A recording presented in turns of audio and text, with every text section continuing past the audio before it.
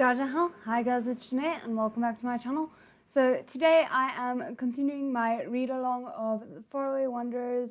Today I think we're starting with chapter 15. Great, like 2 seconds into the live and I'm already making mistakes. That's fantastic. Before we get into it, I just want to say a quick and massive thank you to ALLISON JORDON, MAYRHOFER RONALYN SANTOS AAKRE, Carlotta, and all my other amazing patrons. I appreciate you guys so much. And if you want to become a patron, support the channel, anything like that, even find my social media, all of those are linked below if I'm doing my job right. And yeah, I forgot to mention it in any of my previous lives, but super chats and super stickers and all those fancy YouTube things are now enabled, and when I remember, I will also add my PO box. I always forget because that's like a very new thing. But anyway, I do also quickly want to say that I'm not sure how long this live is going to be. I'm going to try for about an hour and a half. I'm planning to do at least 2 chapters, but hoping for 4, so we'll end with chapter 18. So I'm really excited about that. But yeah, I think that's more or less it. Sorry if I look a bit tired. I had quite a session trying to sort out my intro for today's Word of Honor reaction because yeah, the situation with Jang Jahan just had me crying quite a lot. So that's great, you know. Let me just quickly get the chat here with me. Hi, Minnie. So happy to see you as well. I hope you're doing well. Honestly, I need this so much because, yeah, as I said, the intro just took a lot out of me today, which sounds ridiculous, but it is what it is. I think we're more or less ready. I don't want to waste too much time, but I do also just want to give everyone a chance to actually arrive. So I think we'll give it like 3 more minutes. How's everyone's week been so far? Mine could be better, not gonna lie. Like last week was fantastic, this week not so much. But yeah, I also have I need to still film Monday's reaction video, so that's why I'm gonna maybe have only an hour and a half live stream today. It depends, but yeah, I didn't realize that we were gonna go out to dinner tonight, and I kind of messed up my schedule a little bit, and I still need to film Monday's video, so that's the thing. Anyway, okay, I think we're more or less ready. I also tried to adjust the latency. Hi, Annie.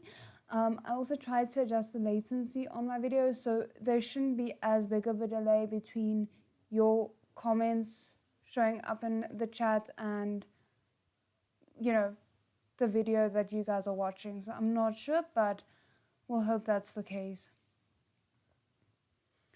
Okay, so I think we're more or less ready to start. Let me just grab this here.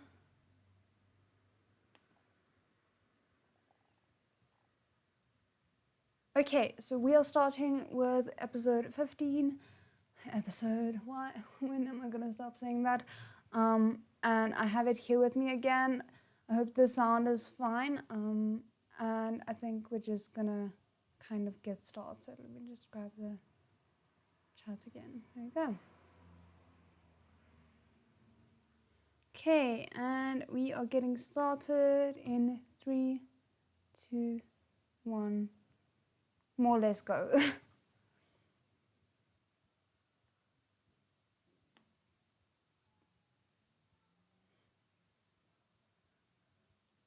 Faraway Wanderers. Oh my goodness, I was kind of startled there for a moment. Master, how are you so sure that once a person wears a disguise, it has to be uglier than how they normally are? That's a Guxiang fair asked. point. Wuguxing drawled. No matter how ugly or beautiful people look, the features they were born with have a harmonious quality to them. Oh, Once wow. tweakings are made, it's impossible to not slip and make a mistake. And if you make yourself to be more beautiful, there will be more eyes on you, thus exposing those mistakes even more easily.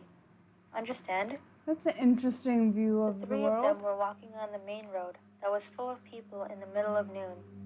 Jotsushu maintained his energy well by staying mute, hearing the other two's conversation, and ignoring Wunkashing's occasional secret looks thrown his way. But at those words, he couldn't help his surprise. This man sure knows a lot. He glanced at Wunkexing and thought. Being the center of attention gave a boost to Wunkexing's ego as he continued to ramble on. The art of disguise is vast, with varying methods. Some paint over their face. This method requires fastidiousness, as the smallest inconsistency will out them. Some craft a human skin-like mask. This one is way more effective and harder to detect if the disguiser is good at his job. He spared a quick look at Jotsushu at that. Guxiang immediately applied what she had been taught by feeling Jotsushu's face with her fingers. Her hands were soft, and around her sleeves was a refreshing fragrance that could only belong to a young maiden. Jotsushu made no attempt to dodge. Instead, he only laughed. Now I can't help but think about when Wunkexing's jealousy no one knew over who was that. taking advantage of who at this point. He asked softly and patiently after a while, "Have you found anything?" Guxiang's expression was full of doubt. She looked back to Wunkexing skeptically. "Master, I still feel like it's real." Wunkexing replied, "Of course he won't wear a human skin mask. The thing leaves no room for the skin under to breathe. He would have to remove it after a certain amount of time, which is why I'm sticking to him, to see if he will do it." There was idolization I love on that. Guxiang's. But also, I can't help but think about the scene in the tavern where he was so jealous when she was touching his face like that. Honestly. Face. "So you wasted this much time fooling around just because you want an answer to that?" Wunkexing pointed at Jotsushu. "If he is a beauty, I'm definitely not wasting anything." After mulling things over, Jotsushu decided he could stay silent no longer. "Since when was I fooling around with you?" Wunkexing answered unhurriedly. "Not now, but you definitely will in the future." Oh wow. Then he also reached out to touch Jotsushu's face. "That time when I touched the skin Right? on your It really shoulder, is very the feeling cute. was I love different." it. Jotsushu batted his hand away as he stepped back. Wunkexing raised his brows in discontent, pointing at Guxiang. "How can she touch you, but I can't?" I'm living. Jotsushu casually fixed his torn sleeves. "If you can look like her, I'm willing to strip off everything so you can touch however much you like." Oh my word. Guxiang once thought Jotsushu was a poor beggar who was too unfortunate to have run into her master, and even sympathized with him. But after that reply, she realized they were just birds of the same damn feather. No wonder they flocked together. She could only hope now that they had each other to mess around and fight their energy away with, they would cause less disaster for the world. Wunkexing turned to judge Guxiang with an That unreadable kind of face. ended up Then happening, his sort voice of. dropped. "Guxiang, you can get lost now." There was a "huh?" from Guxiang as she blinked innocently. "You want me to be off to where?" Wunkexing crossed his arms. Anywhere really that's wishing not to see her no interfering more. with their dates. "This world is endless, except for Dongting. You can scram to wherever." Guxiang, after a good while of standing there, foolishly blurted out, "Are you jealous of me, master?" Wunkexing glanced at her. Yes. Guxiang immediately understood and slapped herself. "Damn you, you stupid mouth, you stupid running mouth. How about..." I love Guxiang so much. Guxiang walked away immediately. Oh my word. Okay, sorry, just random thing, but more to the point of Vivi reading. Like, that sounded so much like the way that when Kushing always said Ashiang's name, and that like, oh, you stupid girl, but also I love you. Hush. Continuing to ramble along the way. All right, I'll scram. "Don't worry, master, I'll leave to the farthest place I can. A three-legged frog may be hard to find, but not a two-legged man. Never in my life would I dare to steal your man, master. Please, you two just be my guest and carry on with what you're doing." Whatever that may She be. quickly disappeared from view. Oh yeah, still I'm so glad to prattling see you on. made it. Jotsushu watched the squabble between master and maid with interest, thinking back to the "except for Dongting" part, which seemed to carry a deeper meaning. Once Guxiang left, Wunkexing's entire demeanor changed. He coughed pretentiously, extending his hand. Can this one have the honor of having a meal with you, Brother Joe? Even if I refuse, this person will tail me around anyway. Yeah, that's very Joe true. I'm glad he's thought. learning. And if I agree, he will pay for my food. He accepted the request quite cheerfully. Wunkexing led the way with the brightest face. Jotsushu did an internal introspection.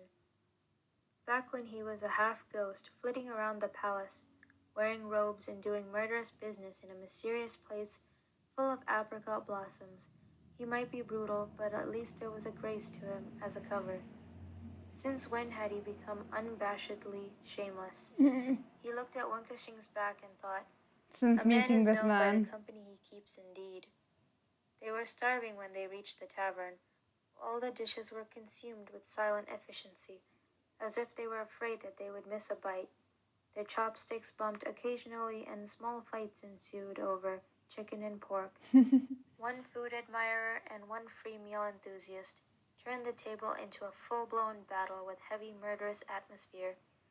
After winning one plate to himself, Wunkexing smiled at Jotsushu while waiting for the next dish. I've met my match. No wonder why this meal has become so much more delicious. Jotsushu looked at him scornfully. What are you, a chicken? Why all this fighting? At that moment, there was a commotion on the lower floor. A waiter taunted loudly. Hey, young master, you sure dress and behave well. Why do you want to dine and dash? And Okay, so not too far off of You must have that heard too many episode. stories. Which court scholar are you then? Are you a principal graduate? And if so, which examination did you ace in? And the calligraphy?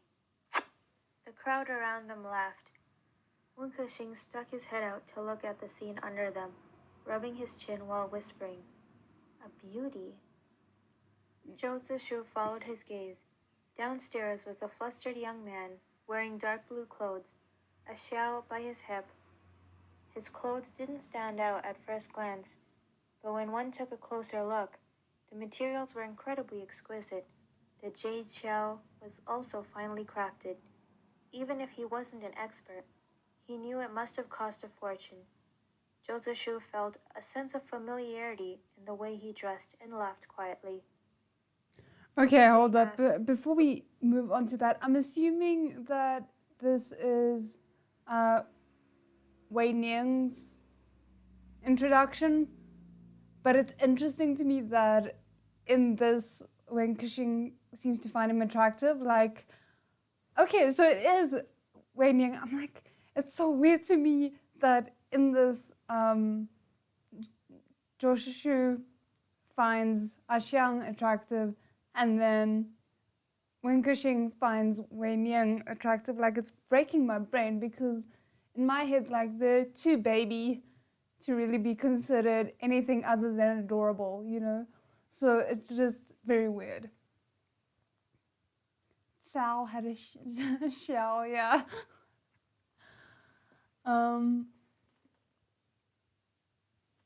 Yeah, I'm quite surprised by that as well, but now I'm really intrigued to see how the interaction changes because we don't have Xiang here to kind of not temper Wei Ning, but just he doesn't have Xiang to bounce back off. So that's gonna be interesting, I think. What are you laughing at?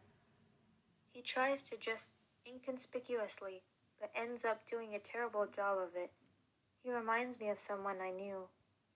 While they were talking, Someone I knew, the not ignorant someone I young know. man surrounded by the crowd looked up, his eyes glossing over them. Jotsushu shook his head. He surely must be of the most distinguished nobility. Someone well-versed in dissipated behaviors would never have that doe-eyed look to him. Brother Wen, your chance for merit gathering has come. Wunkexing, initially watching his companion's expression, was startled at that, hand rummaging in his chest pocket. Yeah, who's that? Yeah, you have a point. It's a must to aid a beauty in need. He Is that stopped the... dead in his track, face strange. Is that the prince? Okay, I'm not sure about things, so I'm just gonna... Brother Wen. Continue listening. I was thinking, how about you do it instead? Wunkexing smiled awkwardly. I myself have done a lot in my lifetime. There is no need to steal your moment. Jotsushu beamed at him. After a few seconds, Wonkishing sighed, shoulders sagging. Back when we were on the street, I helped a dashing man when he tripped and fell. He even smiled at me too. Ha! How could I ever know that a person with such charm turned out to be a thief? Okay, this is very interesting because as far as I remember, we don't have the glazed armor. Like, Wenkashing didn't have the glazed armor in his possession in the novel at the point that his wallet was stolen. So now I'm kind of wondering why then would he allow his wallet to be stolen? Because you can't tell me that someone who grew up in the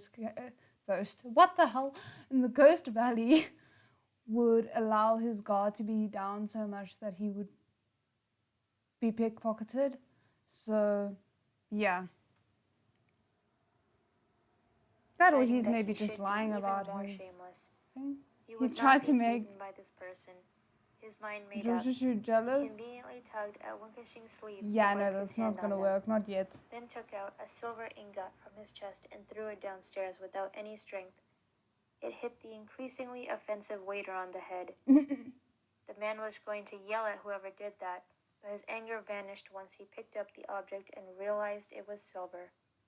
He heard Jotsushu's lazy drawl. Put him on my tab. Naturally, the waiter shut up, his head lowered with words of affirmation. Boast, the young man in blue clothes immediately looked at Jotsushu gratefully and went upstairs to thank the other in person. Jotsushu pointed. Like, obviously, I don't know what is going to be different in the novel, but I'm kind of wondering maybe he does still have possession of the glazed armor in this one, and it's just that it, like, Jotsushu doesn't know about it. Like, that could maybe explain, I'm not sure. At the table that was now empty of food and said to Wonkishing, "Saving him is on me. This meal is on you. Write that down. You owe me 3 silver liangs now." Wonkishing spoke in a small voice. "Can I use my body to pay back the debt?" This man has no shame. Unruffled. "Sorry, my taste is not that refined yet." I mean, refined, is that the correct word for it though? Reached where they were sitting. Both hid away their sneaky smiles and displayed the most heroic demeanor possible. Indeed. The young man bowed deeply. "My name is Ning. Please receive this gesture as my token of deepest gratitude for your help." Wonkishing and Jotsushu both spoke at the same time. It's let him take with his body? Oh my goodness. To be so formal. They glanced at each other. I'm sure they'll get there eventually, but not yet. Of the situation. Jotsushu coughed and looked away first. "Please sit, young Master Sao. My name is Joshu. This one is Wonkishing." The other smiled and nodded. He sat quietly and a bit distantly from them, his behaviors the perfect image of a gentleman. After thanking them, deceiving. Ning sat down without a doubt. He was a closed-door disciple from Qingfeng's sword sect, and this was his first time experiencing my appetite is not that good. He got that works better. I can but still at the same time it kind of implies that his appetite will become that good at one point, you know, so I just feel like he's chosen the wrong words here because it's not, I mean, it's good for Wenkashing, but I feel like it's not warding Wenkashing off quite right, you know.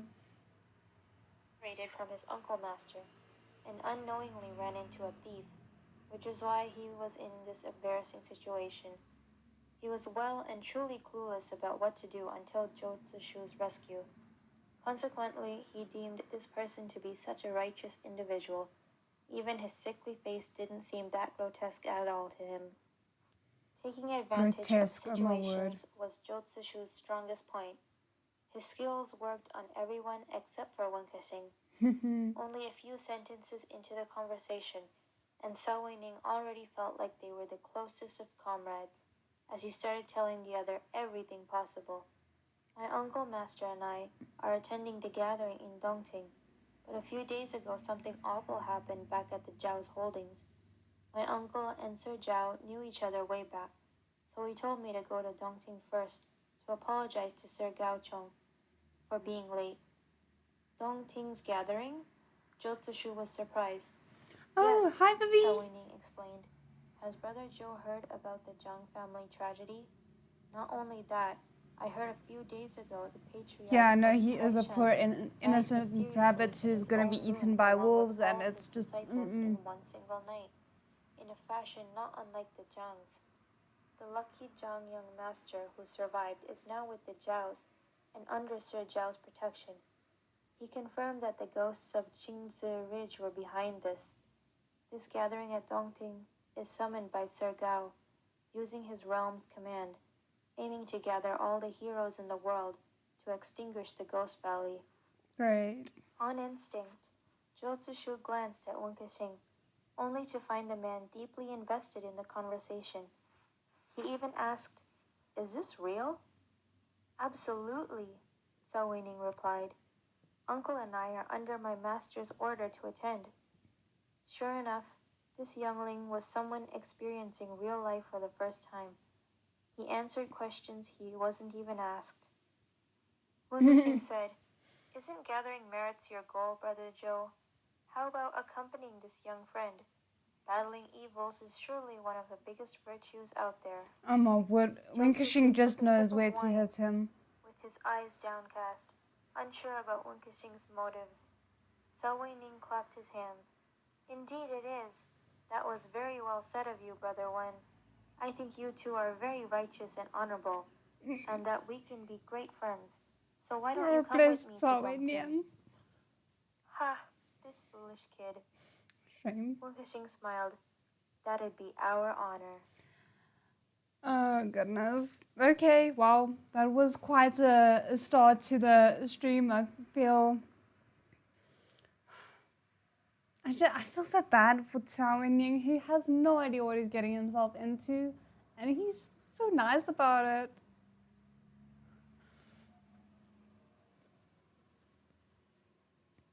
You two are great. You mean like Cao Wenying saying that to Wen Kexing and Zhou Zishu? Let me grab the next chapter. Oh goodness, there's a child crying in the background. I don't know what's going on there. I hope he's okay.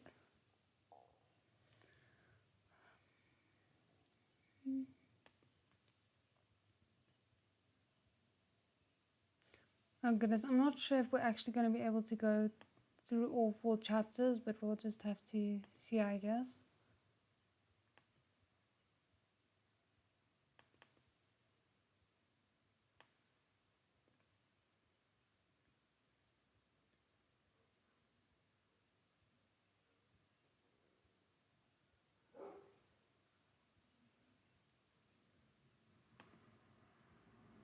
Yeah, no, they truly are like the most gentlemanly of gentlemen.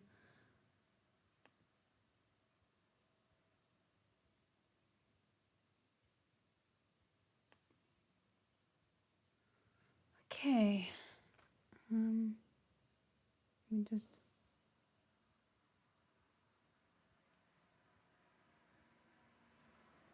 There we go, chapter 16.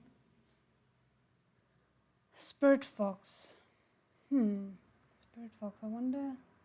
Faraway Wanderers, Chapter 16. Spirit Fox. Henceforth, the duo turned into a trio. Dongting was one of Zhou Zishu's destinations. Yes, he does regardless, have big puppy eyes, I so agree. he had no objections. There was a type of people who lived there in such normality, it would only cause headaches for them to be forced to think outside of the box. An example of this would be Cao Weining. Additionally, there was another type who couldn't help but look deeper into everything and anything, confusing them with many possibilities before they could even realize it. An example of this would be Zhou Zishu. Zhou Zishu Okay. and Wunkashing went back to their usual routine of trading quips and insults back and forth with unending enthusiasm, trying to probe the other incessantly. Cao Poor Weining, after Cao listening Weining to being them in the middle of confusedly, all of gave this. the final conclusion. You two have such an admirable camaraderie. Jyotishu shut up, glancing at Cao Weining in complete silence.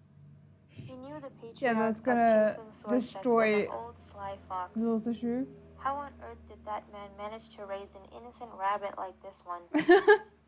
Wunkashing unabashedly took advantage of that to wrap his arms around Jyotishu's shoulders, smiling at Cao Weining. My word. Thank you, young Master Cao.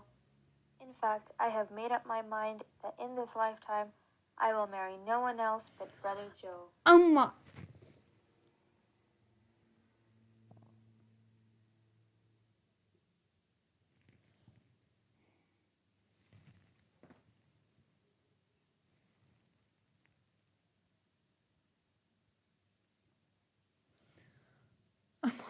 Winkshing is really too much. Like, I'm sorry, like, I'm trying to move past my shock because I can't be sitting here for forever and boring you guys, but like, really, he just said that. He basically kind of almost might as well have just proposed to Zulzashu while they're just randomly walking somewhere with a third party there to witness everything.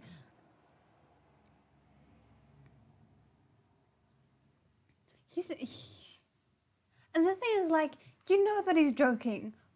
But the thing with Wenkashing is you also don't know how much of the joking is actually serious. And I get the feeling that it's becoming more and more serious as the chapters are progressing, and we're already at chapter 15. And I think this started in about chapter 4. So he, I feel, is already quite serious. Even though at the same time I wouldn't put it past him to make it out to be a joke just to like play with Sosashu.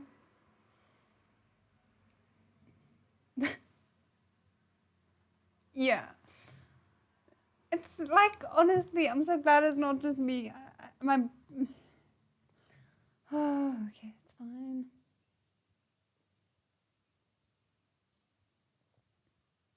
Yeah, no, he does definitely shift it. I agree.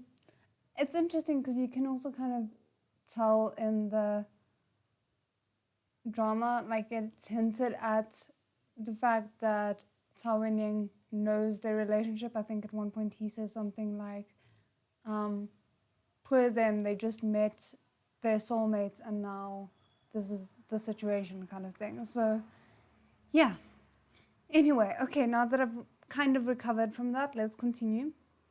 Cao Weining's mouth was as wide open as his eyes. Jyotishu shot back, being used to it already. I'm afraid I have to let Brother Wen down. With my incurable illness, I won't live on for much longer. What good will it do nothing to bind dampen the yourself mood, to this quite like slowly death. dying soul? Wunkashing replied seriously, If you're gone, I will remain solitary till the end of my life. Jyotishu's words carried daggers. For a great mind to suffer loneliness is often destiny. Sorry, I like that expression. I just have to appreciate it.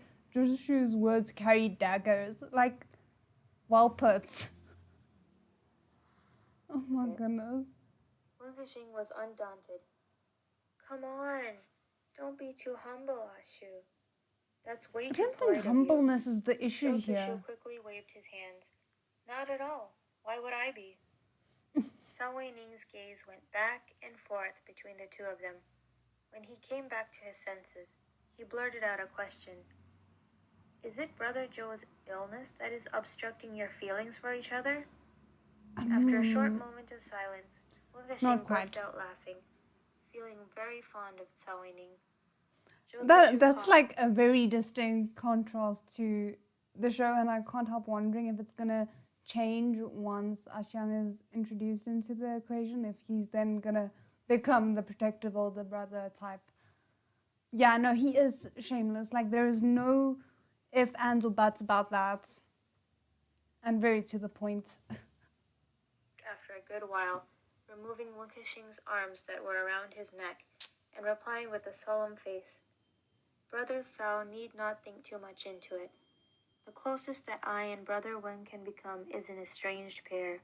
Oh my Someone word, frowned, that's thinking the brutal. other was trying to delude himself. A person like Brother Joe should not suffer like this, he said in sorrow. Jotsushu smiled back bitterly. Thank you, Brother Yeah, Sao, they do. but I don't feel the slightest. My master is acquainted with some peculiar figures in Jianghu. Fortunately, a few of them are from Shaman Medicine Valley. It'd be wonderful if Brother Joe can come with me back home after dealing with matters concerning the unorthodox sects. My master definitely possesses means that can help you.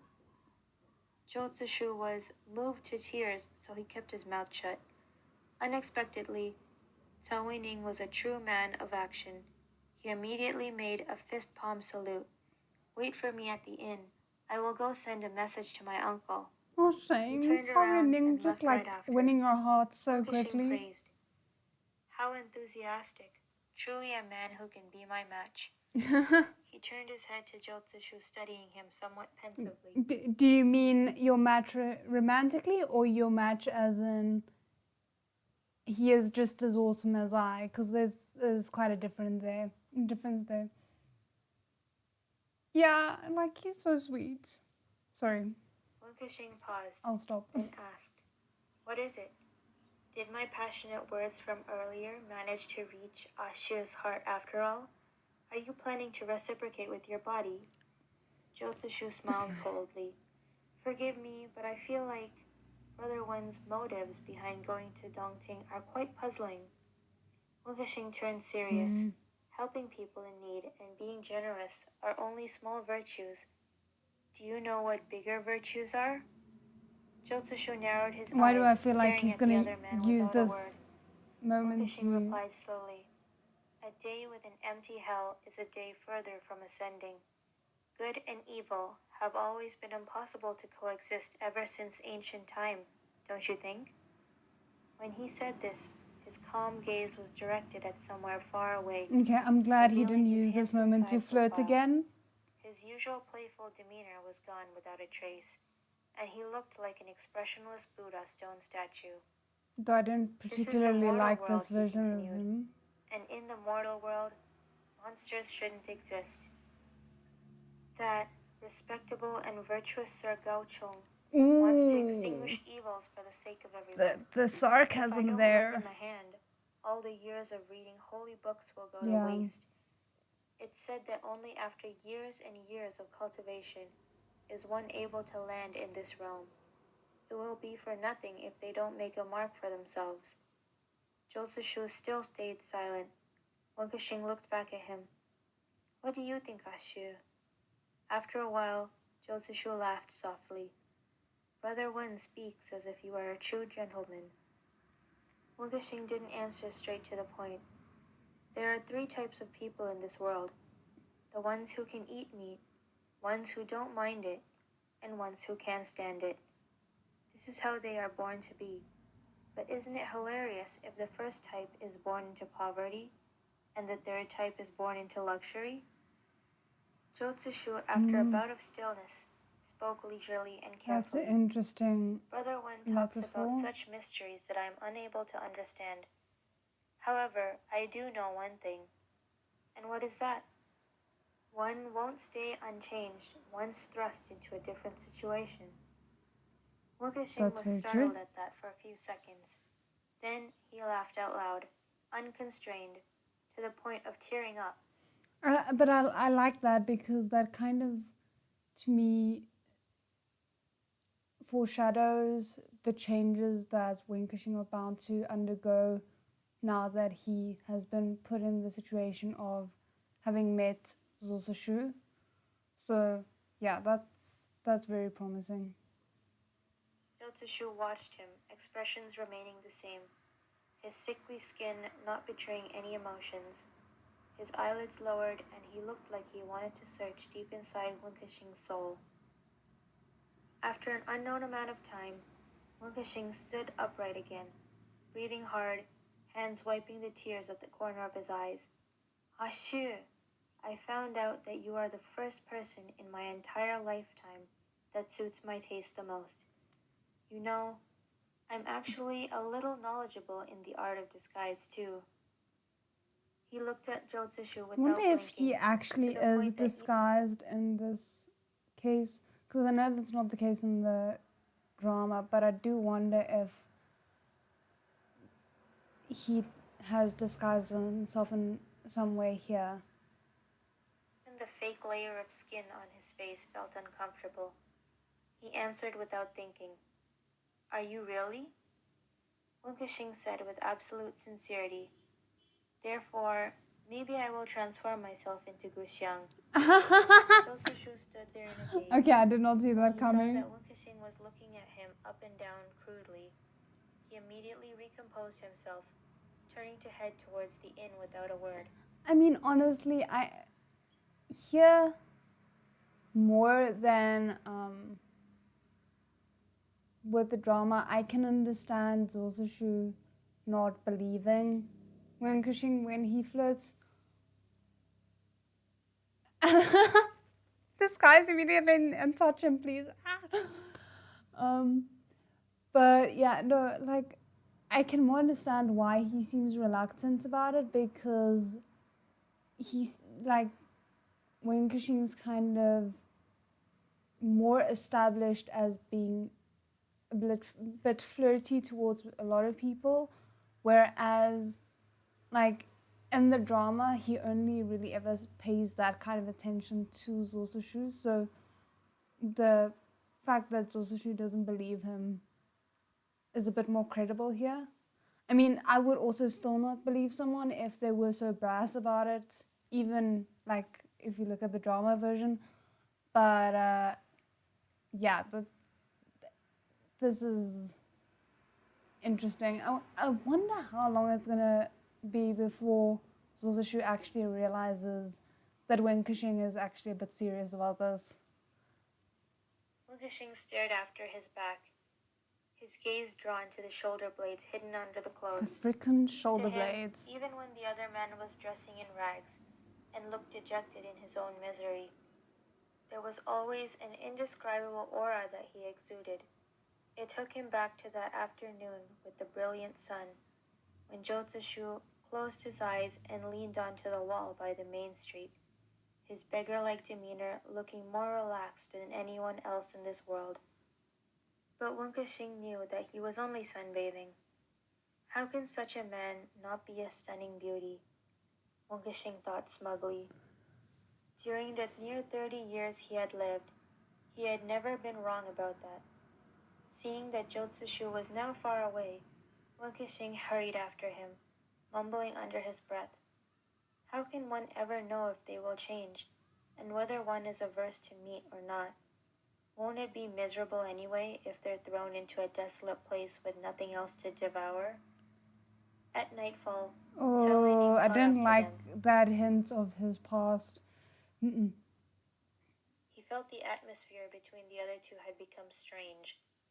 So he asked But cautiously, also I wonder if that's kind of supposed to be a metaphor for he was kind of always surrounded by beautiful men and always kind of could just sleep with whoever he wanted, and now there's like one person that's actually caught his eye after he felt that he already, you know, had his fault. That sounds weird, but I don't know how else to explain it. Like it feels to me like he didn't actually expect to genuinely be interested in anyone, and then Zosushu came along, and now it's like, oh, and of course the one person that I'm actually genuinely interested in is very abstinent about being interested in me. Or the annoying and shameless flirting seems so hard when I think of Gongju's face. Faye, I mean, like, he's just so charming in the series that you really can't get creeped out or anything like that by the flirting and the following along and so on. It's, yeah. Also relates to Zosushu's past. Yeah, I could see that. Did Brother Joe and Brother Wen have a quarrel? Always. Don't think too much into it, Brother Sao, they replied at the same time. Again, Wunkashing Already narrowed a his married eyes couple, at even Jotsushu. when His gaze Jotsushu sharp and just full of rejected tease. Wankashing. Jotsushu feigned ignorance. Sao Weining scratched his head. Actually, I don't know how to word this, but yes, I have heard of such thing before, but never in my life have I seen it with real men. Wunkashing looked at him silently, so he Real continued men? hurriedly. Please don't be mistaken, Brother Wen. I don't mean anything else, although it is a little difficult to take in. But you are both very chivalrous individuals. It's a little strange, but... He coughed. Please don't take my words seriously. We always have to act and speak proper. I feel Jotsushu like I poured a missed cup of wine something. for himself leisurely and took a few sips. Silly boy is getting his words tangled up, he thought. Cao Weining then lowered his head and looked up after a good while, his face red and his voice small. So, do you want 2 separate rooms or just 1 room? Jotsushu choked on his wine. Even Wunkashing had to stare at Cao Weining and thought, we've found a treasure of a boy, haven't we?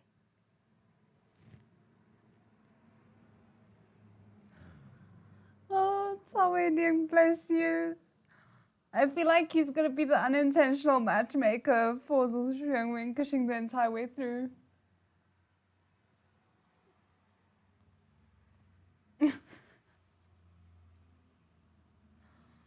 Oh goodness, that was just brilliant, honestly. The atmosphere among the 3 turned weird.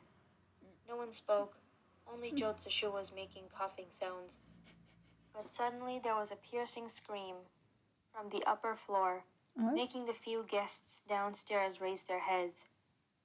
They saw the waiter stumble down like he had just seen a ghost, his voice quivering. A murder! Cao Weining's face was all serious as he grabbed his sword and head upstairs. There was a pair of man and woman who did this at the same time. They dressed neatly and looked like brother and sister. There were always people who couldn't stop themselves from worrying about others' business. Wunkashing kicked at Jotsushu with his foot. Shu, won't you go check it out? Jotsushu stood up and lowered his upper body. I love how, like, Wankashing actually is really curious about wanting to see what's going on, but he doesn't want to go alone. He really wants his, like, future boyfriend to accompany him. You first. Wunkashing rushed upstairs. When he was passing by Jotsushu, he suddenly slowed down and got closer. His voice low. If you spend the night with me, I will turn into Guxiang as you wish. I'm really honored. This man has no shame, no shame, no shame. Like, he's so forward about it.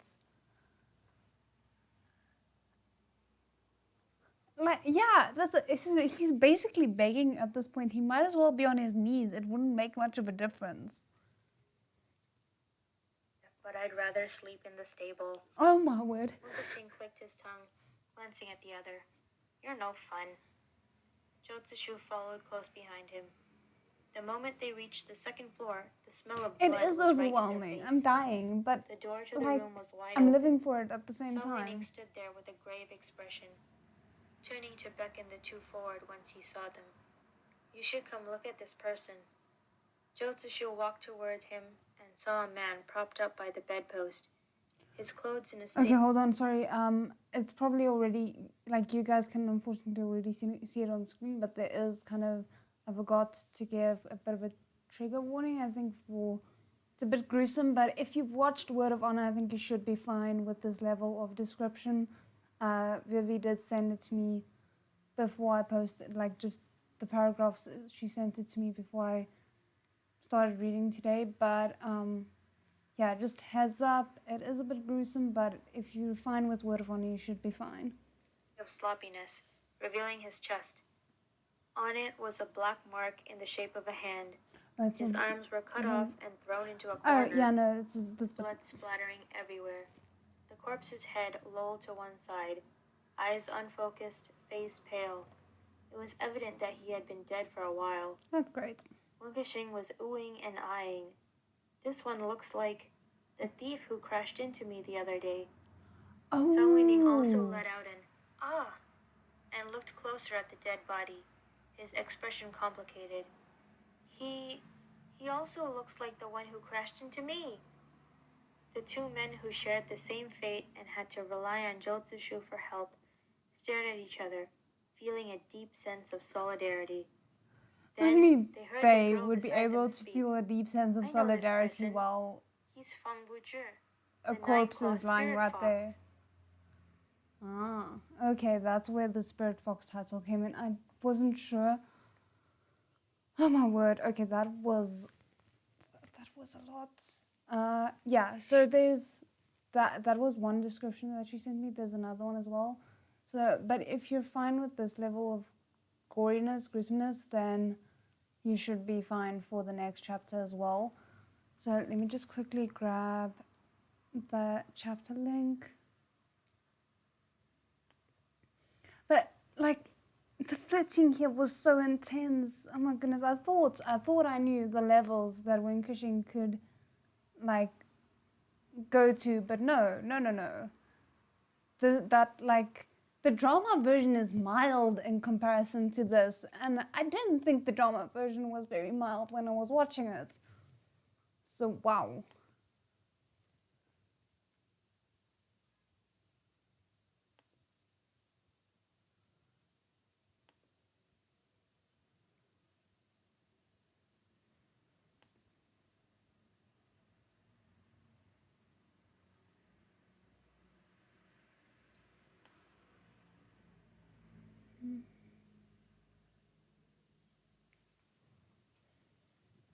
Okay, there we are with chapter 17.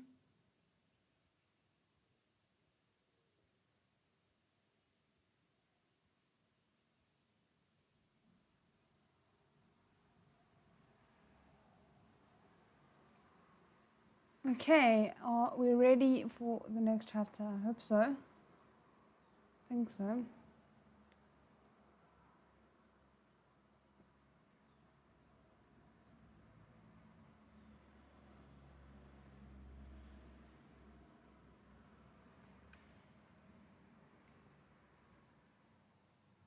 Faraway Wanderers, Chapter 17. Lapis. They actually turned it down, yeah, like quite a lot, I would say. The young maiden nodded, pointing at the corpse's left hand. It is said that Fang Buzhi is a man in his 30s and has a deformed left hand. There is also an unconfirmed rumor that her face went pink as she stopped there. Zhou Zishu studied the body's face and clean-shaven chin. He continued in his steed. That what? Also, there is a rumor that Fang Buzhi has another deformity on his body. Should our young lady feel uncomfortable, it is better that you go outside first or turn okay, your back to us. yeah. So this is where the warning is. Confirm whether he is the legendary thief or not. The girl glanced at her male companion in embarrassment. He coughed lightly. I probably should have you put should this go. as an 18 rating, but She went outside we're and here waited now. by the door, her back facing the room. The moment she turned away, Wunkexing expertly stripped down the dead's trousers to reveal that a particular part of the body had been cut off. He rubbed his chin and thought, so it is him. No wonder I couldn't feel anything out of the ordinary when he touched before. What the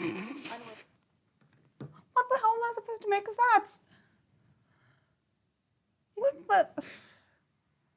But also the fact that, like, in the novel, they just casually throw in that he expertly took off his pants.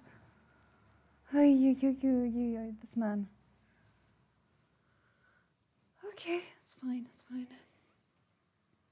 Shivering and completely unbothered, he continued to remove Fang Buzhi's clothes entirely and searched around.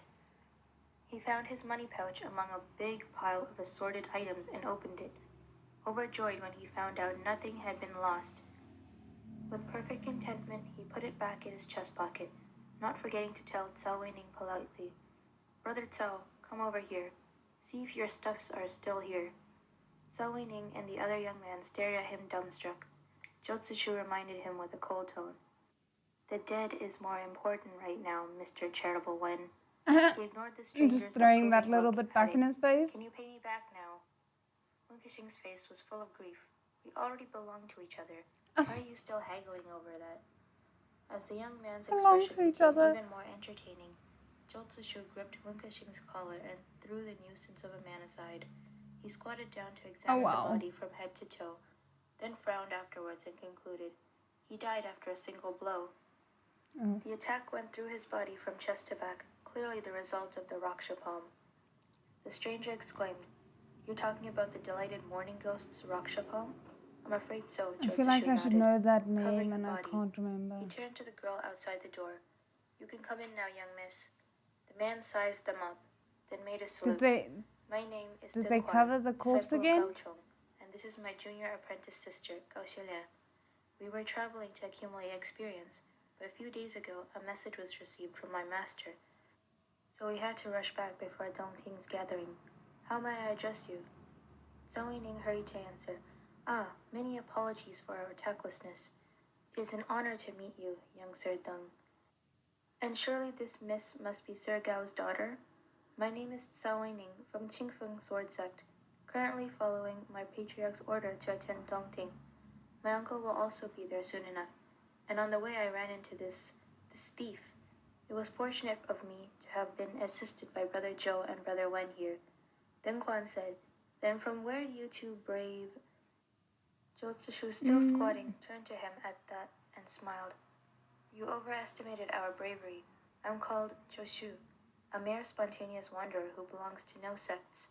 As for that one," And like he pointed at the Wunkishing, kind of pausing a hint little for towards the dramatic title effect. there. "He is Wunkishing. He might look gentlemanly, but in truth he is a deeply experienced dirty hoodlum." Wunkishing replied calmly, Wow, "I've only just ever been throwing pleasing him to under you, the bus Hoshi." like that, really? Jotsushu's voice was light, "And I'm glad I'm a priority." Gao Xielian's attention was evidently no longer on the body. In contrast, Deng Quan didn't seem perturbed, only smiling back kindly with an attitude that was neither cowering nor arrogant. The manners of a true hero from the orthodox sects, and someone who belonged to the leading force in Dongting. "How humorous of you two. If you come with Brother Cao to Dongting, then you are one of us. Didn't Brother Zhou say that this thief also died under the Raksha palm of the delighted morning ghost?" Oh, okay, I Xielian remember they glanced said at each she other, was while Jotsushu and Wunkishing like played dumb with their the- expressions of ignorance. like she replaced another character. Zhao Weining ended up asking, "Also? I heard that the outskirts of the Zhao's holdings was disturbed by the ghosts. Did they?" Gao Xielian replied, "So young Sir Cao did not know? A while before, a message was sent from Taihu, saying that Sir Mu Yunge of Duanjie Manor, who was a guest of the Zhao's at that time, had been murdered by the Raksha palm. The ghosts of the valley have caused numerous atrocities. How dare they be so arrogant? This place was not far from Dongting, as it would take at most a day to get there. It wasn't wrong to consider them already in great Sir Gao's domain. It was not clear whether this young lady was so worked up over justice or merely over the fact that there was someone intruding on her father's territory." Nonetheless, Deng Quan and Cao Weining nodded on instinct. "Correct, absolutely." Back when the pugilist scene formed the greatest alliance, there were 3 pieces of the realm's command, each in the possession of a respectable figure. They could only be used in a time of great urgency. When the pieces were put together, a hero gathering could be held, with the participants being anyone with talent and gallantry. One piece was in Iron Judge Gao Chong's hands, one in the Shaolin Monastery, and the last piece was rumored to belong to the reclusive hermit monk Gu of Mount Ming. It was quite unexpected for the unrest about the Ghost Valley to reach even the infamous monk Gu, who was too engrossed in his cultivation endeavor to pay any attention to the outside world. After Deng Quan discussed with Zhao Weining, they consulted the rest and decided to hire a carriage to deliver Fang Buju's corpse to Gao Chong immediately in the night, preventing further complications. Zhao Weining and Deng Quan seemed to have seen their match in each other. Their first meeting seemed like that of old friends. Jotsushu stayed detached. He had no idea how Gao Chong was like as a person, but at least he taught his disciples and daughter to be decent people. Gao Xiuliang walked beside them and chiming in at times, her tactfulness and manners a complete contrast to her youth. She was around the same age as Gu Xiang, but was in no way prone to being loud or conceited. An exemplary No, lady. don't say that. We love Gu Xiang Guxiang. suddenly sighed and lamented. If only my Gu Xiang can learn something or two from young Miss Gao. Gao Xiuliang Maybe she smiled at him will. graciously. Please, don't flatter me, big brother Wen. Zhou Zishu scoffed, voice lowered. But it's also interesting here that we actually get a completely different introduction to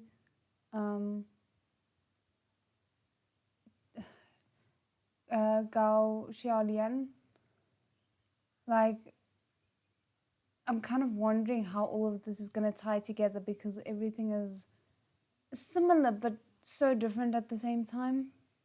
Sir Gao's daughter, after all, and Gu Xiang, she's a good kid. Aww. But it's inevitable for her to not follow her superior's footsteps. Wen Kexing's face was entirely serious. Shu, I'm only praising Miss Gao truthfully. You don't have to get jealous. I don't think that's the case. Glanced at them in utter embarrassment and hurried ahead to catch up to Deng Guan and Cao Weining, leaving Zhou Zishu and Wen Kexing behind. Zhou Zishu laughed softly. Brother Wen, there is one matter that has been plaguing my mind. Why was Feng Butcher's clothes in a disheveled state when we walked in? From what I know, good old Feng wasn't the type to have a normal routine. Wen Kexing used his hand to support his chin, turned things over in his mind for a few minutes, then asked, You mean the delighted morning ghost had taken a liking to Feng Butcher? And the latter struggled to fight off the former's advances, so he killed his unattainable object of fancy in a fit of rage? Oh, wow, He shook his head and sighed after that. After all, it has always been inevitable for beauties to suffer. It's interesting to me because that seems like a lot of knowledge that Wen Kexing has about the delighted morning ghost's attitude that you as a random outsider wouldn't necessarily have. So I feel like that kind of gives things a little, like, away a little bit. So he should really be a bit more careful, in my opinion. Flirting everywhere and every second, that is like Wen Kexing's middle name, that is his slogan in life, that is his way of living. His expression betrayed nothing. What an excellent explanation from Brother Wen. Why did I ever think that the murderer must have killed Feng Butcher for something on his body? Wen Kexing choked on his words briefly.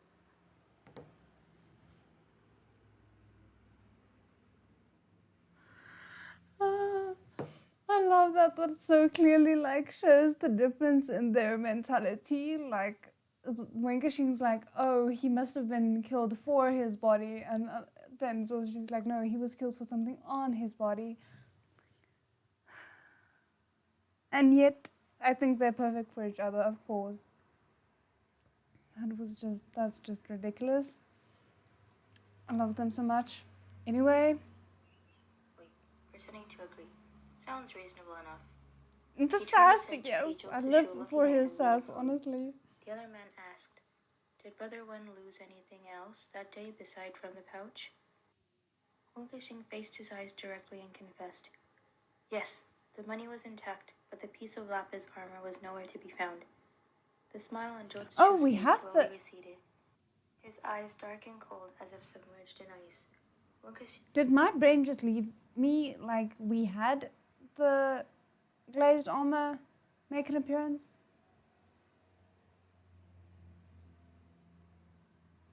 Yeah, I think we did. I think I just forgot about it. Sorry about that. He looked innocent and smiley as usual. After a good while, Zhou Zishu lowered his voice. What are we to do about this, Mr. Charitable Wen? Okay. You didn't kill him, but he died because of you. Wen Kexing fell silent. At that moment ahead of them, Cao Weining and Deng Guan were discussing Zhou Zishu's illness. This is a bit of a turning point. Deng Guan turned around, about to ask if he could manage traveling through the night, and if they should hire another carriage for him, but he sensed a change of atmosphere between the two men. Wen Kexing was no longer smiling, and there was an unreadable flash in Zhou Zishu's eyes. Deng Guan felt puzzled and was about to inquire the two further, when Wen Kexing suddenly laughed, his hand as quick as lightning, gripping Jotsushu's chin as he leaned down and kissed him. What? Sorry.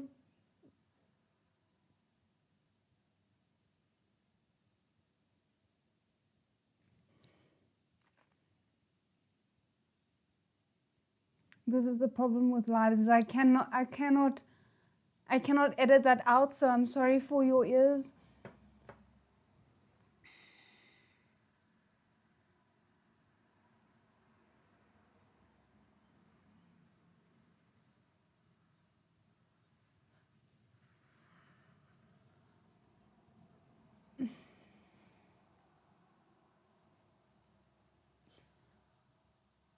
Okay, let me...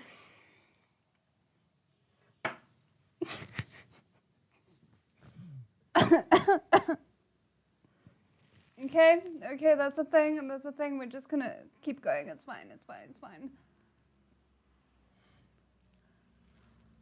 Okay,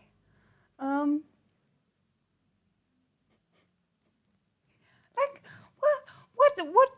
what was going on in his head? This man's brain is unknowable, I don't understand.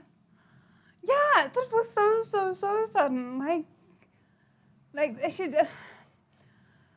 okay, let's just keep going, otherwise I'm just gonna keep being flustered about it. But educated as he was, he turned away awkwardly after a few minutes, feigning calmness at the dazed Gaoxialian and Sawening. If he is insane, confirmed. Us four should take steps in advance. Let's do that. Too bad he miscounted. I didn't even know where I am on like the actual screen. screen. When the three of them ditched without looking back, Jotsushu broke away from Wunkexing's grip, ruthlessly delivering a punch to the other's abdomen. His expression cold. The joke is not funny, Brother Wen. Oh my word. Also, but who's like, oh, like we're at a murder scene, you know, the atmosphere is just right for me to kiss him. Like, the logic is not there. Like, no wonder Jotsushu's convinced that Wunkexing is not serious about anything, because, like, to normal people, like, how would this make sense? An unnerving hint of a smile, still evident on his face. I didn't kill him, but he died because of me. Have you considered that you're wrong, Ashu? Jotsushu watched him icily. Wunkexing slowly straightened up in the middle of the empty road at nighttime. His voice was low, almost like a sigh. Inside the lapis armor is either the greatest martial art guide or a treasure from a rival country. Who wouldn't want it? His mouth curled, but the smile didn't reach his eyes. Huang Buchi didn't give a damn about what he stole, even if it's charity money. As long as it satisfied his greed, why wouldn't he want it? The delighted morning ghost was forced to enter the valley for his crimes, and lives a life that is half hell. So why wouldn't he want it? Yeah, let me just quickly, like, the kiss kind of derailed all other thoughts, so let me just see what was actually said before that kiss happened, because I just...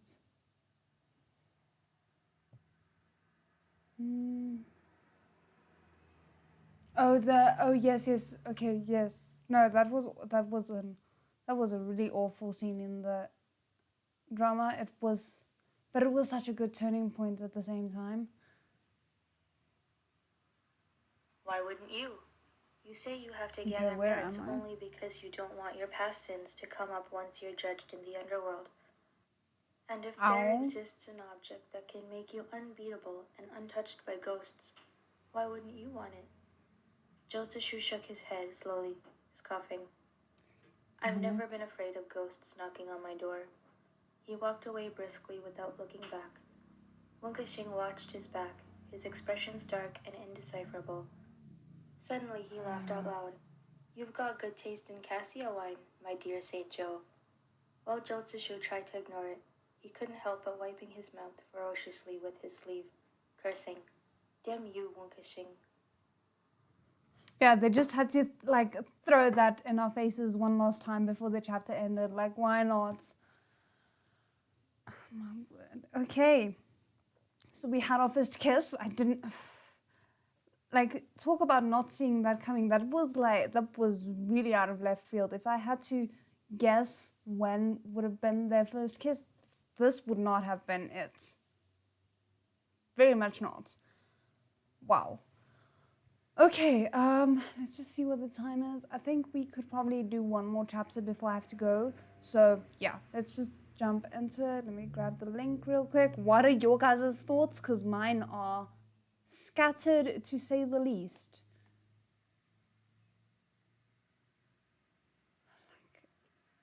Yeah.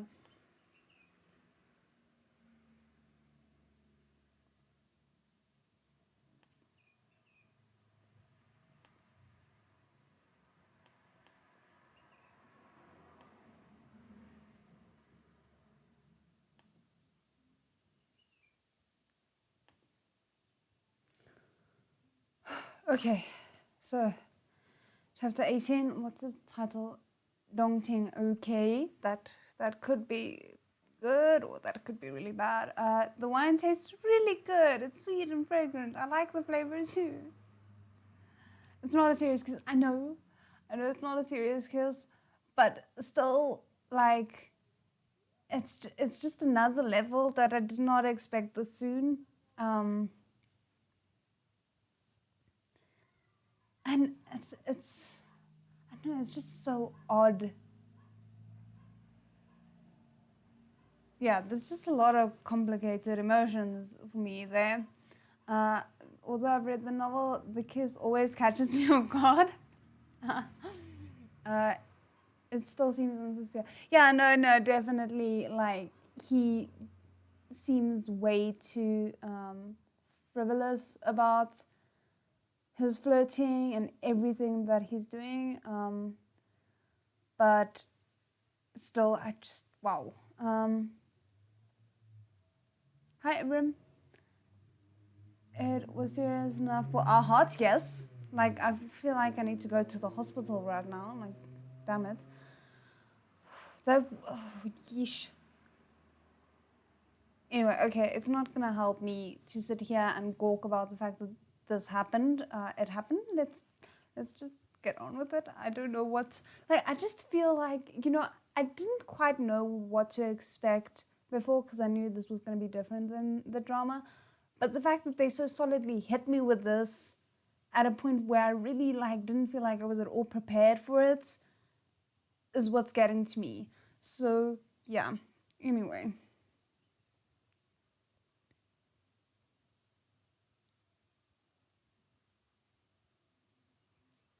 I'm sorry to hear that, Vivi, but I hope you have a good day at work, and thank you for the reading that you're doing for us. I really appreciate it.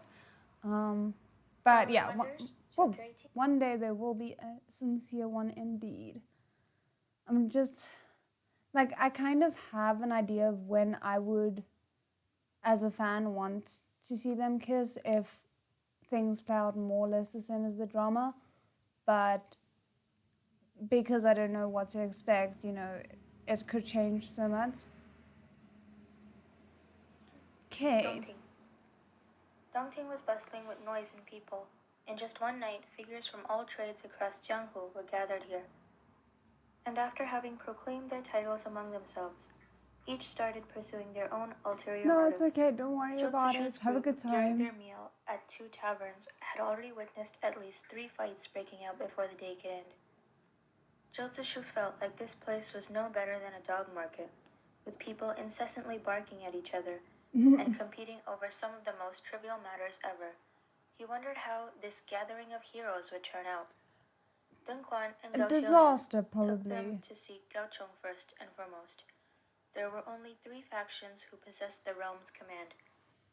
Shaolin was highly respected in the pugilist scene, with their strength being their raw power, and Monk Gu of Mount Changming was elusive but greatly admired, known for his martial arts skills. The most socialized out of all of them was Sir Gao, as he had a wide circle of acquaintances spreading across many big sects, and therefore was the one with the biggest influence among the 3. He was actually not at all the type of hero with a pleasant appearance and graceful manners. At first glance, he looked neither handsome nor wicked, but an old, short, and stout man. with gray temple hair. When he talked, there was an evident healthy spirit to him, and his laugh was especially loud and hearty. One look at him, and Joseshu understood how he got his current status. Each person had their own unique aura, and people would flock together, separating into groups based on this invisible element. An example would be the type of people like Wunkexing and Joseshu. One looked like a sickly, staggering beggar, and the other a silver-tongued, male beauty-loving troublemaker. They weren't that special at first glance, but someone with a sharp mind could easily sense the subtle distinctions to them once acquainted.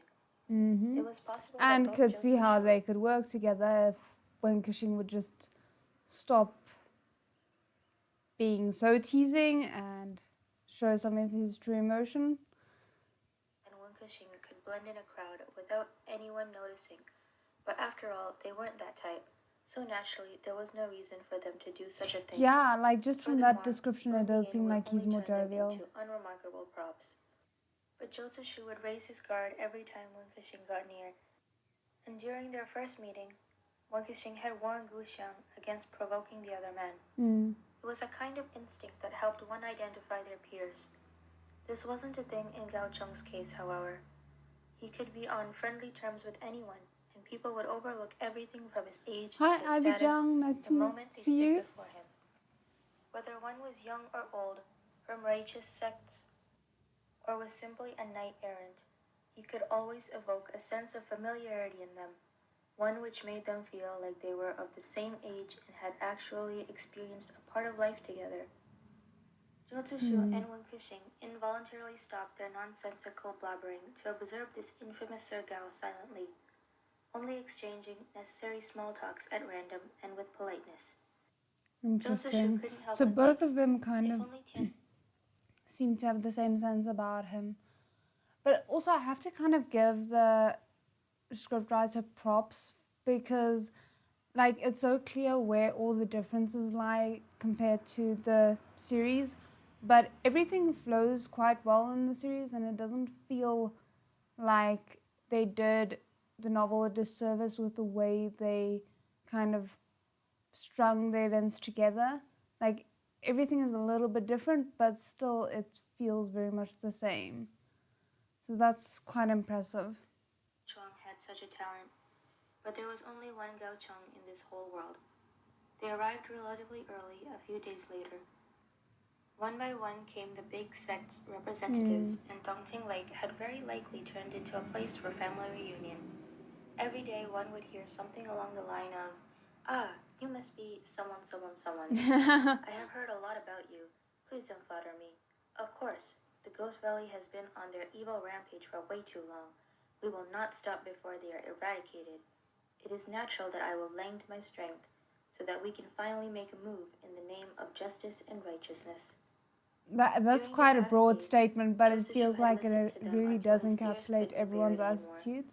But when he was bored out of his mind, Wunkexing was nowhere to be seen. It was a bit quiet without the other man's rowdiness. He was strolling along the Okay. street Are wearing we new robes having a covered little bit of attachment there? It does seem like it. by the Gao family.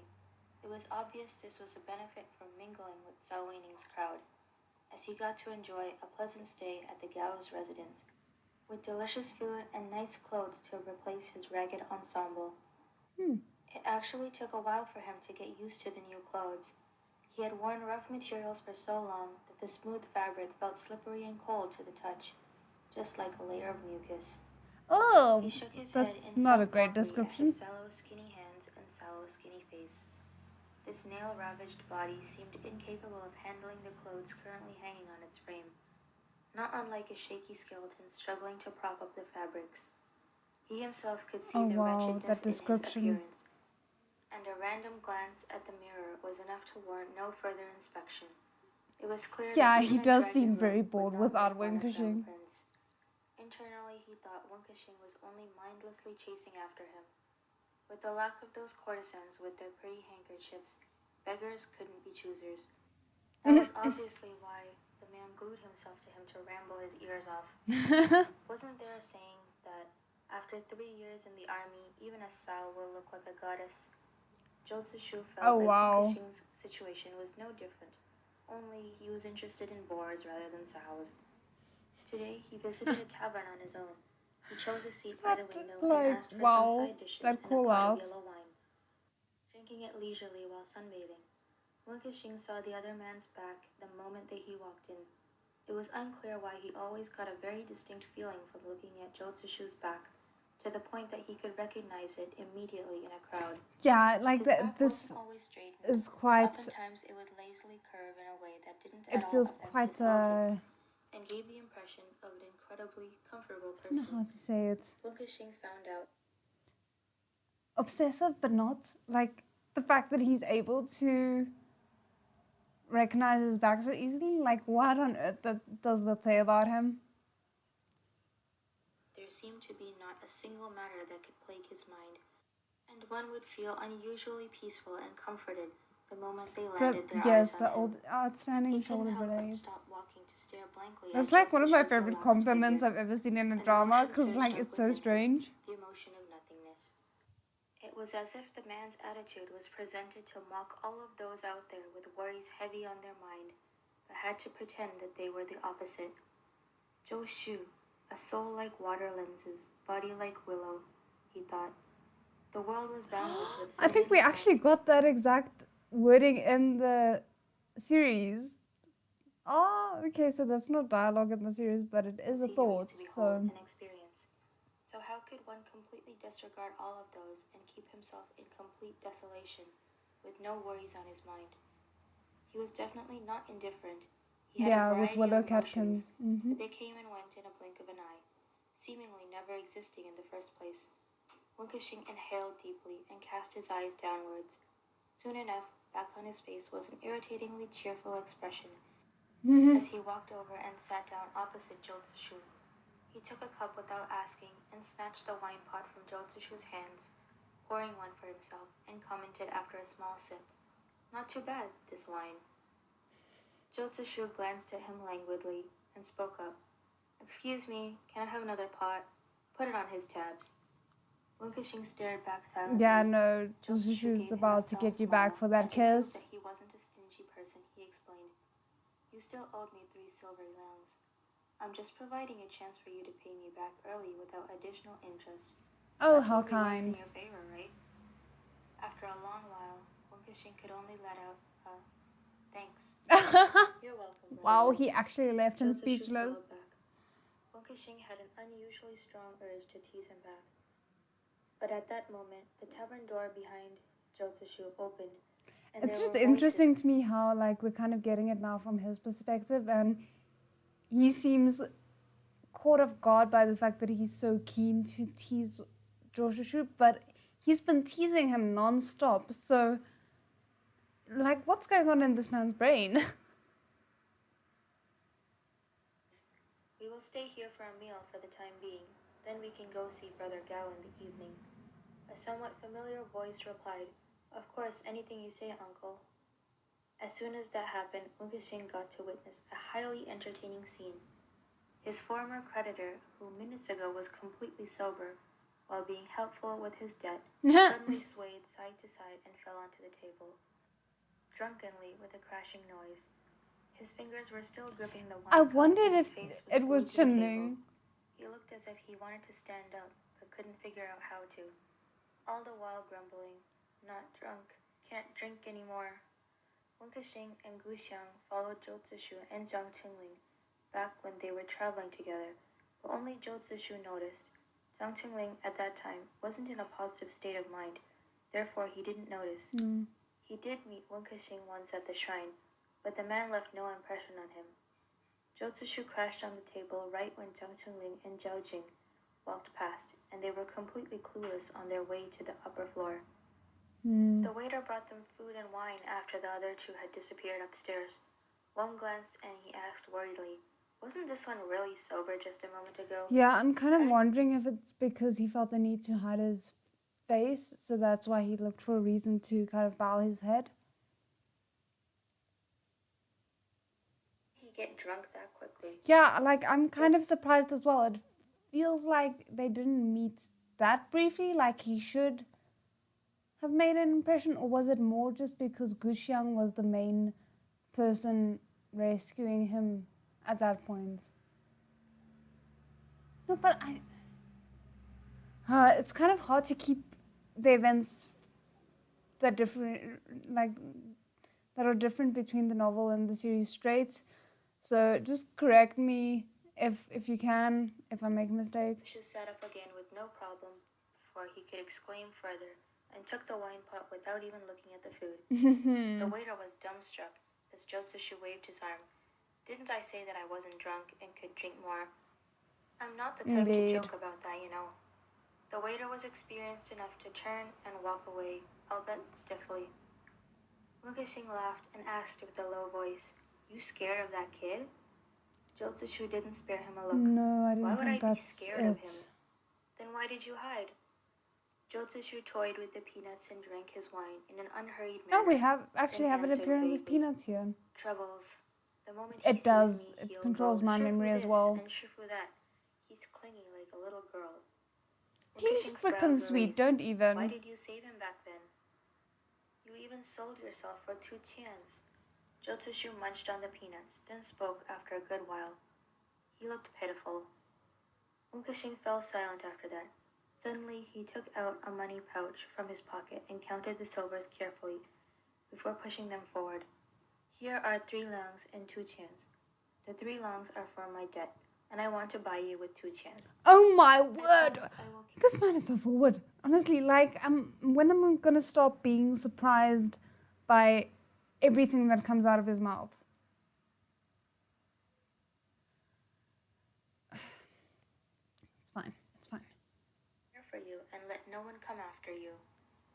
Jotsushu looked down at the gleaming silver and took a sip of wine, seemingly enjoying himself.